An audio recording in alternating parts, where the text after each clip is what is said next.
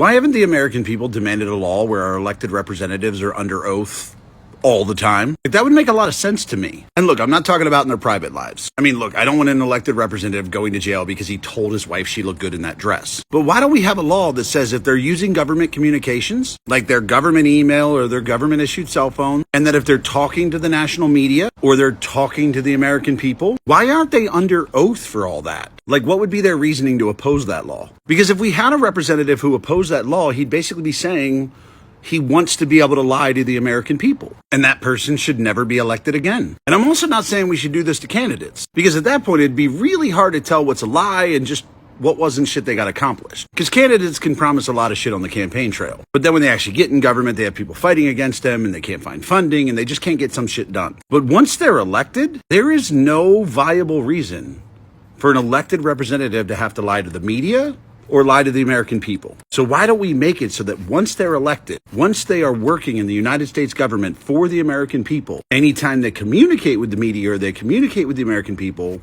they're under oath and they can be prosecuted for lying to us. Am I the only one who thinks that sounds really reasonable?